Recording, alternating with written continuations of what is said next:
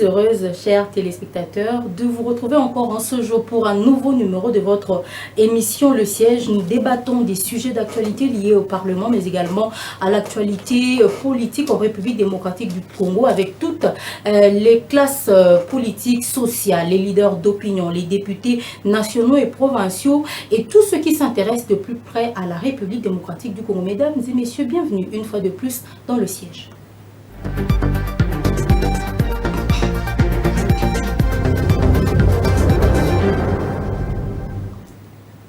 Il s'agit aujourd'hui de parler de paix, il s'agit aujourd'hui de parler des pourparlers qui est autour du processus de la paix, mais également de l'engagement citoyen des jeunes congolais. Nous recevons aujourd'hui pour vous Monsieur Jonathan Kalumba, le président du MCN. Avec lui, nous revenons sur tout ce processus autour des grands enjeux de la République démocratique du Congo. Je vous prie de suivre.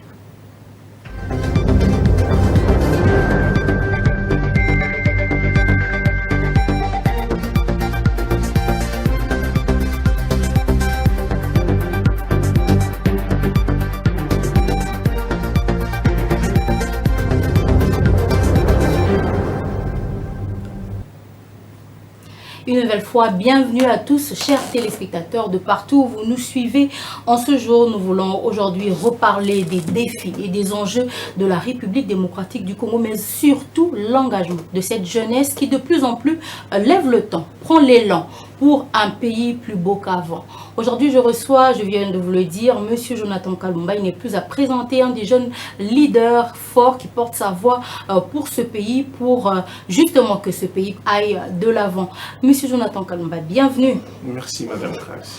Alors aujourd'hui, comment vous allez? Ça va? Le pays se porte très bien, la RDC? Non, en tout cas, on ne va pas dire que le pays se porte bien. Nous sommes dans une situation quand même qui laisse à désirer. Et la situation sécuritaire à l'Est qui devient un problème alors très inquiétant. Et nous quand même, nous avons foi à la combativité du président de la République, à trouver des solutions, que ce soit diplomatiques ou militaires, sur terrain, justement pour essayer de résoudre cette crise qui devient de plus en plus insupportable. La plupart de ceux qui se battent dans le camp de Wazalendo sont des jeunes. Ils meurent pour la patrie. Est-ce que ce n'est pas un sacrifice de trop?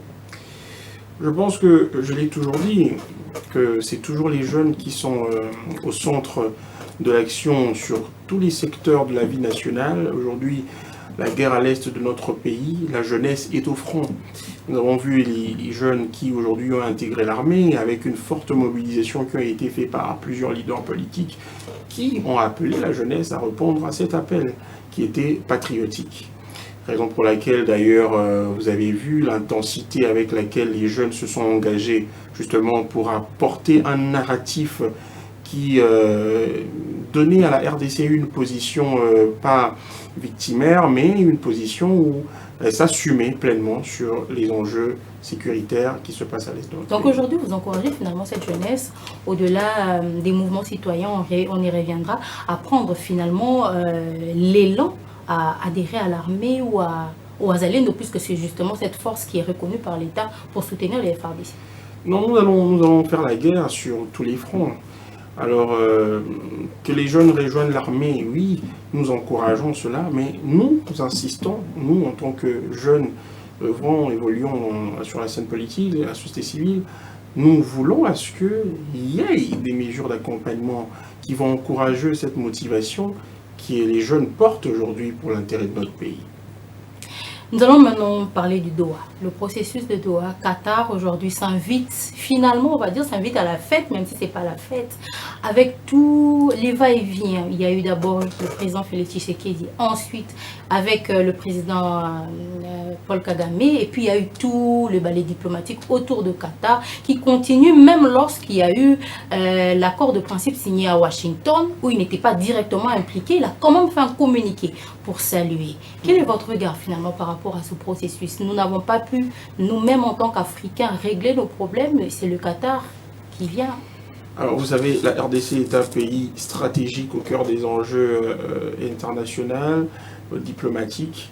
Et aujourd'hui avec le projet du corridor de Lobito, dont la grande partie va traverser la République démocratique du Congo. Cela met la RDC au cœur des enjeux économiques et sociaux internationaux dans une position stratégique où toutes les forces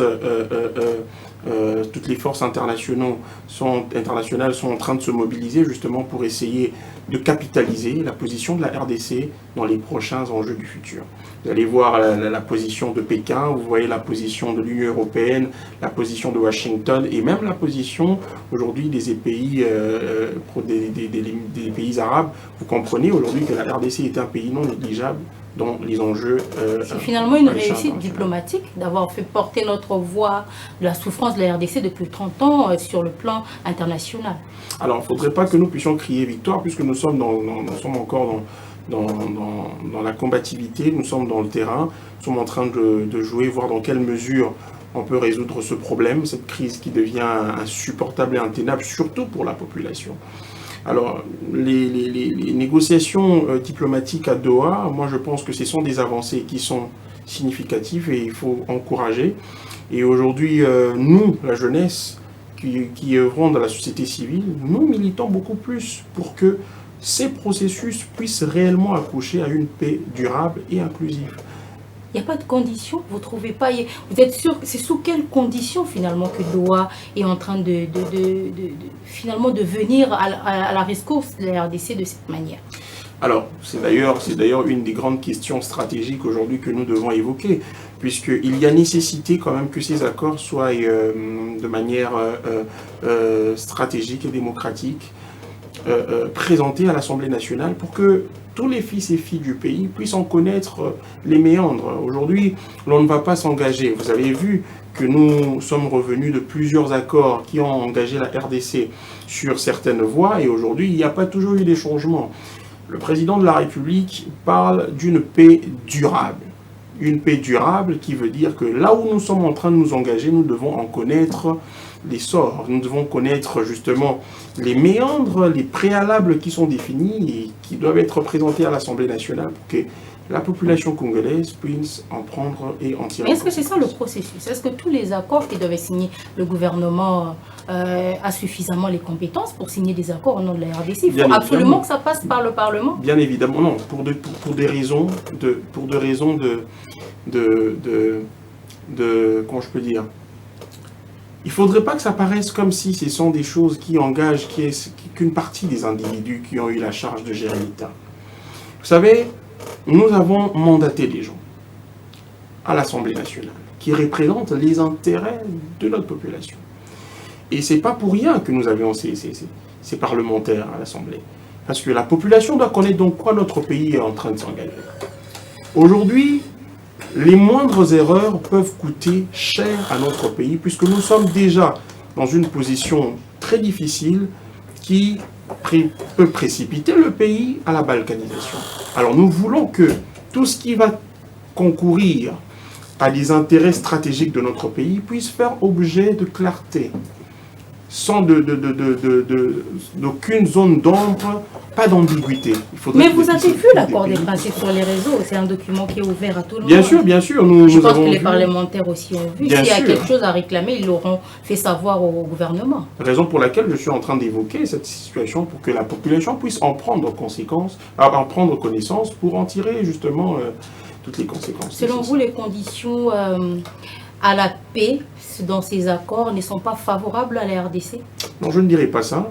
Je dirais plutôt que les avancées sont significatives et nous restons optimistes à des solutions qui peuvent accoucher de ces discussions à Doha et à Washington. Même pour une cogérance des minerais qui appartiennent à la RDC. Je ne suis pas dans les coulisses. Entre la RDC et le Rwanda, vous êtes d'avis qu'on peut prendre cela? Nous n'optons aucunement pour une hypothèque de la souveraineté de notre pays. Nous ne prendrons jamais parti d'une telle négociation. Et nous en serons d'ailleurs les premiers à le dénoncer avec beaucoup de force et de dynamisme.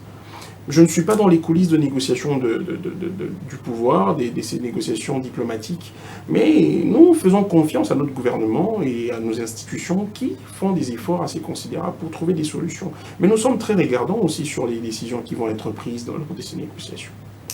Nous allons parler des consultations politiques, bien qu'elles soient passées. Je pense que c'est votre première apparition médiatique.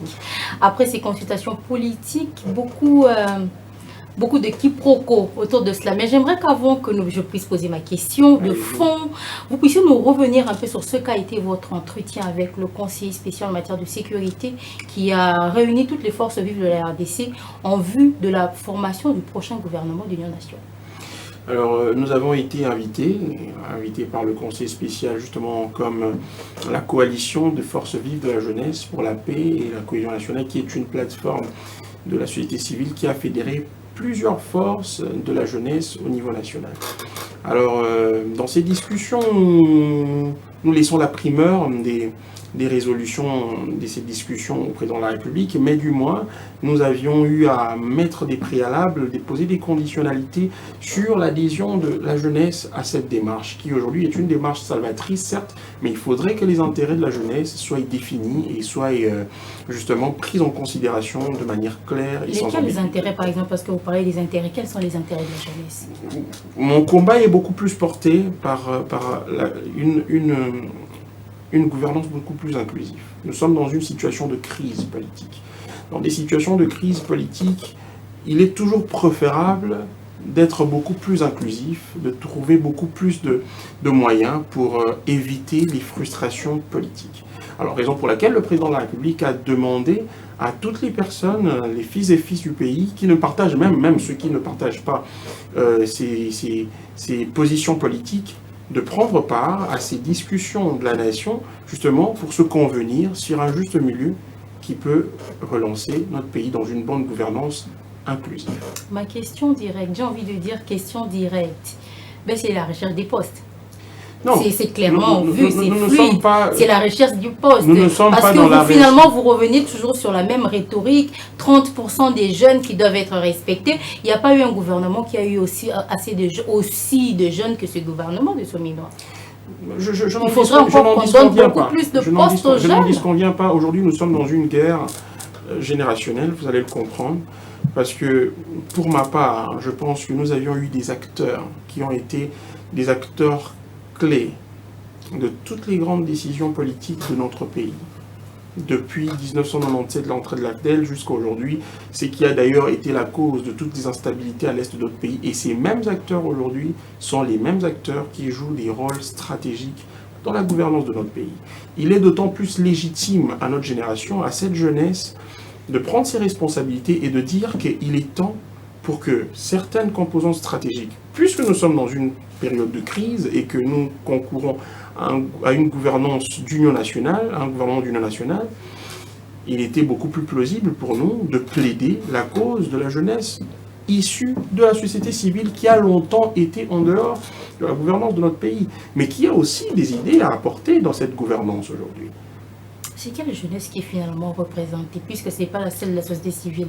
Non, celle des partis politiques. Notre force vive est allée dans les consultations pour le compte de la jeunesse de la société civile. J'ai envie de reprendre cette question polémique avec les influenceurs qui vous ont accompagné. Tout ça, c'est toujours cette jeunesse de la force de la société civile. C'est finalement parce qu'il y a eu cette... essentiellement sur les réseaux sociaux, cette montée, lorsqu'on vous a vu, je ne veux pas citer des noms, accompagner de certains jeunes influenceurs ou influenceuses pour dire, mais finalement, c'est eux qu'on consulte. Pour quelle fin? Écoutez, moi, je n'irai pas dans le sens de ceux qui dénigrent ou de ceux qui minimisent les capacités d'action de certains leaders. Aujourd'hui, ce sont les mêmes personnes chez qui plusieurs autorités, plusieurs personnalités recourent justement pour faire passer ou relayer les informations qui atteignent facilement notre population. Parler de ces gens, c'est une couche de la population et ce sont des leaders qui sont sérieusement suivis et qui ont des déshydratats, qui portent aussi des déshydratats d'une certaine couche de la société et qui étaient nécessaires à ce que nous puissions prendre en considération cette couche et ramener leurs déshydratats à qui de droit, qui est le Conseil spécial du chef de l'État. C'est un collectif, une coalition de plusieurs forces vives de la jeunesse qui œuvrent dans la société civile. Les influenceurs, est-ce qu'ils influencent finalement cette jeunesse ou ils influencent les politiques? Écoutez, notre combat, d'ailleurs, nous sommes dans un combat de, comment je peux dire, nous voulons recréer un Congolais nouveau. Nous voulons changer un peu cette mentalité. Nous sommes dans un combat de changement de mentalité, de conscientisation de la population et de la jeunesse. Alors, il est non négligeable pour voir aujourd'hui la dépravation de mœurs qui est observée dans le milieu des réseaux sociaux, TikTok, Instagram, etc., liés à la communauté congolaise dans notre pays, et le laisser comme ça. Nous militons pour un lendemain meilleur, et aujourd'hui, nous devons travailler pour que les jeunes aujourd'hui qui manquent d'occupation par, d'une certaine manière, l'irresponsabilité de l'État à trouver des emplois pour ces jeunes-là, à être quand même pris en considération par ceux qui sont en train de revendiquer. Ce qu'ils sont en train de revendiquer est tout à fait légitime et l'État a le devoir d'écouter ces revendications. Aujourd'hui, il y a beaucoup de, on va dire, des hold-up et les colonnas, c'est toujours la classe des jeunes. Pourquoi vous ne vous attaquez pas directement à ce phénomène? Non, bien sûr, nous l'avons toujours dénoncé de manière claire. Nous ne sommes pas complaisants à ces attitudes inciviques. Aujourd'hui, nous le combattons fermement. Et il est de la responsabilité de cette jeunesse aujourd'hui de conscientiser. Nous, la jeunesse élitiste, nous conscientisons, nous faisons notre part, mais nous ne gérons pas. Raison pour laquelle, dans les consultations avec le Conseil spécial du chef de l'État, nous avons revendiqué une participation massive qui inclurait justement à la hauteur de 30% au-delà de cette composition de la jeunesse, mais aussi la société civile. Alors, vous avez parlé d'un mouvement, un nouveau mouvement au-delà du MCN. Non, c'est la coalition. C'est une coalition, vous l'avez finalement lancée il n'y a pas longtemps. De quoi il s'agit encore? Un autre mouvement citoyen au-delà de tout ce que nous connaissons déjà? Non, mais c'est de ça que je parle depuis tout à l'heure. C'est dans le cadre de cette plateforme qui a été mise en place que nous avons été consultés par le Conseil spécial. Parce que nous avons voulu fédérer plusieurs forces de la jeunesse pour collecter encore plus de revendications que nous avons ramener au Conseil spécial du chef de l'État pour présenter les problèmes de la jeunesse et les revendications claires de la jeunesse. C'est nous qui sommes aujourd'hui victimes de la mauvaise gouvernance. C'est cette jeunesse aujourd'hui qui est victime du chômage. C'est cette jeunesse aujourd'hui victime de la pauvreté aiguë en République démocratique du Congo. C'est nous qui souffrons. Il y a des jeunes qui finissent l'université sans pour autant savoir ce qu'ils vont faire demain. Alors ce sont ces mêmes jeunes qui ont sur eux la pression sociale en République démocratique du Congo, qui tombent facilement dans des actes ou dans des attitudes inciviques qui, justement, déstabilisent la société. Et alors, il faut des remèdes structurels et durables pour pallier à ces situations.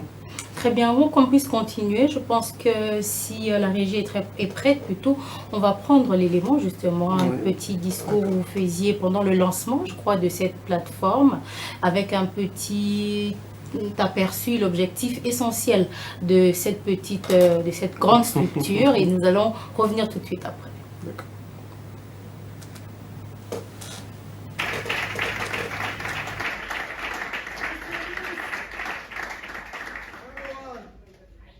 Pas pour l'image, pas pour la communication, mais pour le pouvoir de changer les choses. Car si l'on continue à nous ignorer, nous n'aurons d'autre choix que d'occuper l'espace politique autrement. Dans la rue, dans les réseaux et dans les esprits des Congolais. Nous ne laisserons pas notre avenir être décidé sans nous.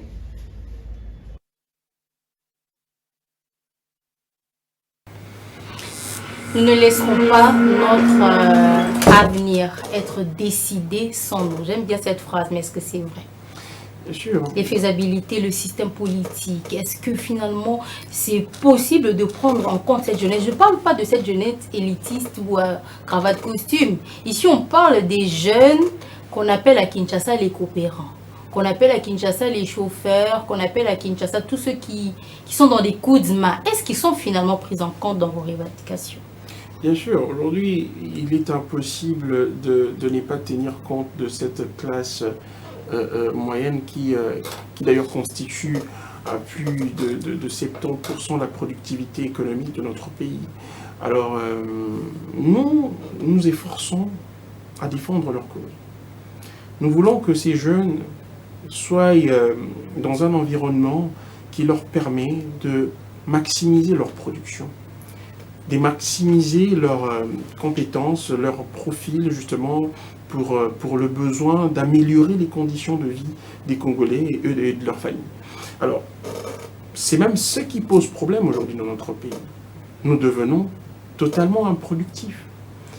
Regardez même ce qui se passe aujourd'hui dans notre pays avec la situation, la ville de Kinshasa, ou avec les embouteillages qui aujourd'hui battent son plein dans la ville de Kinshasa.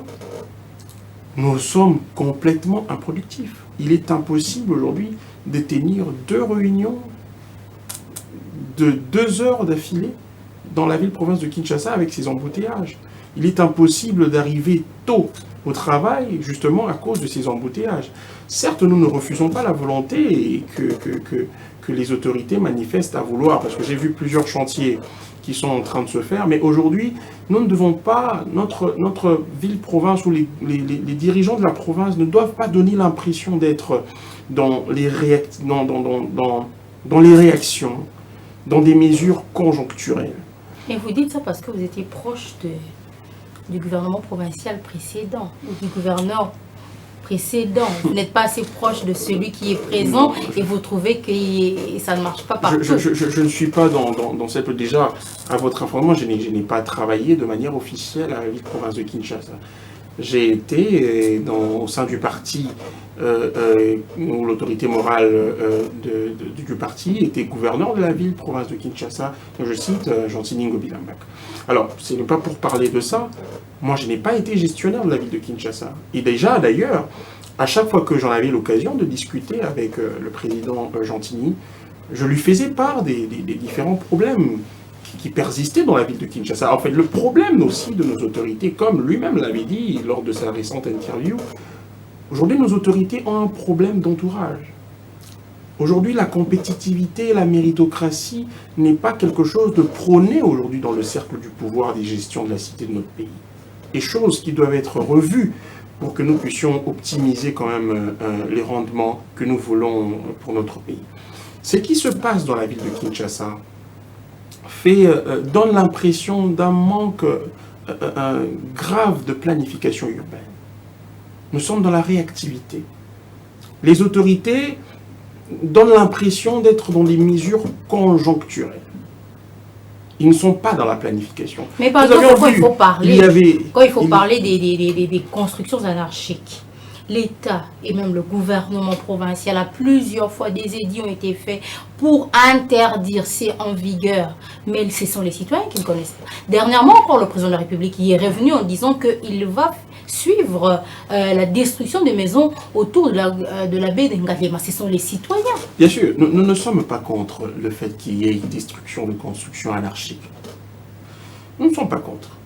Quand on sent que la ville est en danger par ces différentes constructions, je pense que c'est une des politiques aujourd'hui urbaines qui peut justement trouver ou ramener des solutions à ces problèmes-là.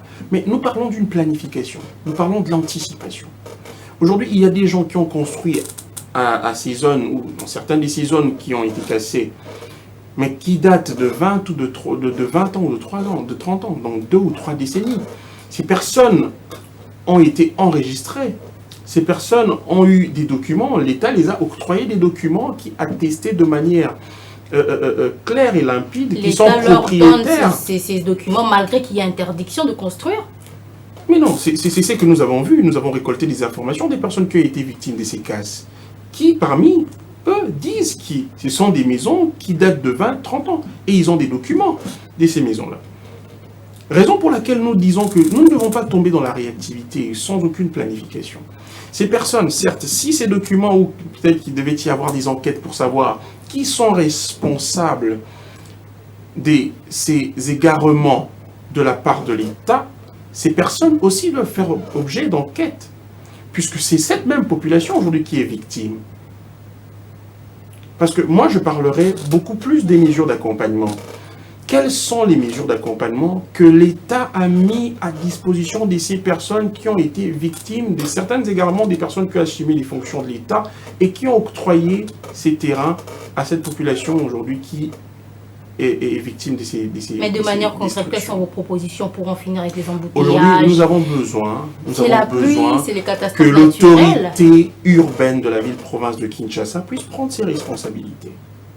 Lesquelles, nous ne voulons plus être dans la réactivité. Nous constatons qu'à chaque fois qu'il y a un drame, l'on prend des décisions en fonction de ces drames qui surviennent.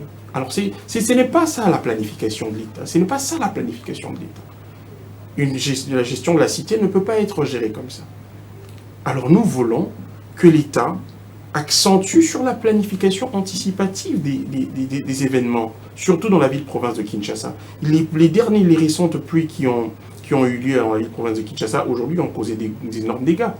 Nous avons vu des routes qui sont coupées, la route d'université qui est menacée, nous avons vu vers Lalou à Delvaux, aujourd'hui carrément la route est coupée. Il y a l'érosion qu'il y a vers Delvaux, je crois, cette érosion qui date de plus de 24 ans. Quelles sont les dispositions que l'autorité urbaine, en arrivant à ses fonctions, avait prises pour résoudre ces problèmes-là, en sachant que c'est un danger permanent pour les populations. Aujourd'hui, ces mêmes populations sont victimes. Le gouvernement précédent non plus n'a pas pris des précautions. Je ne parle pas du gouverneur précédent. Vous étiez surtout le front en train de... Je parle de la responsabilité. L'État est une continuité, madame. C'est qu'il faut comprendre. Nous ne devons pas justement nous victimiser à chaque fois que les choses ne vont pas. Le gouverneur précédent, il avait pris sur lui de la gestion du précédent qui était le gouverneur André Kimbuta. Je ne parlerai pas des individus, moi je parle des faits. Je parle de ce qui se voit sur le terrain. Est-ce que l'actuel gouverneur nous a justement présenté une planification claire de sa politique pour la ville de Kinshasa? Il a fait Kinshasa Ezobongo, il a défendu ce projet à l'Assemblée provinciale. Je pense que c'est beaucoup plus un slogan que dans les faits. Aujourd'hui, la population congolaise, la population quinoise se sent délaissée. Et vous êtes quinoise comme moi, vous êtes en train de vivre dans votre peau ce que je vis au quotidien. Sur les embouteillages, les inondations et les érosions qui gangrènent aujourd'hui la ville-province de Kinshasa. Nous risquons de voir cette ville disparaître si nous ne prenons pas des mesures idoines. Les gouverneurs de la ville-province de Kinshasa doivent prendre ces dispositions et d'une manière claire à le présenter à la population quinoise. Et je dis que l'Assemblée provinciale de Kinshasa aussi doit prendre ces dispositions dans le cadre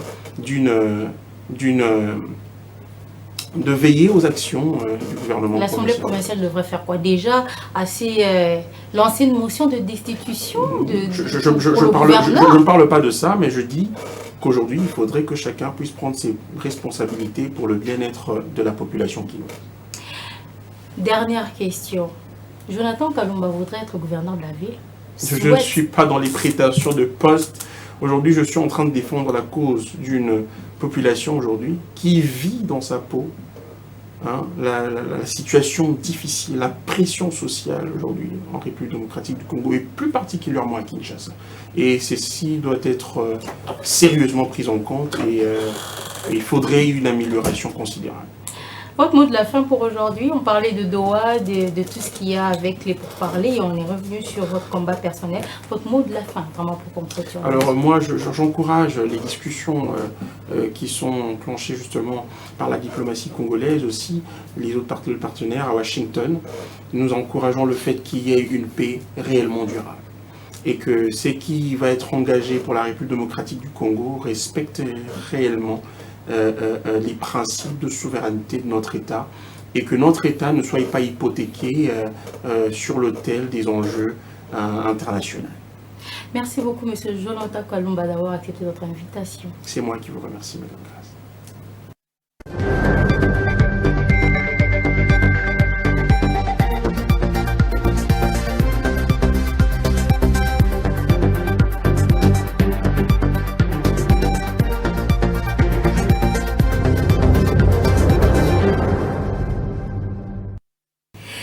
C'est la fin de cette émission. J'ai eu le réel plaisir de vous la présenter avec toute l'équipe qui m'accompagne semaine après semaine. Vous suivrez cette émission en continu à la télévision, à la radio, sur les réseaux sociaux. Moi, je vous dis à très bientôt avec le même plaisir et sur les mêmes canaux de diffusion.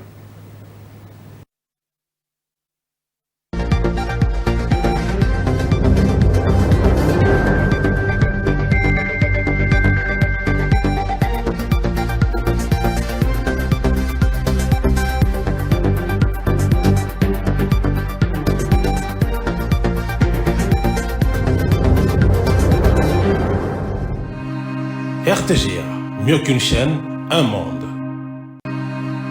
RTGA.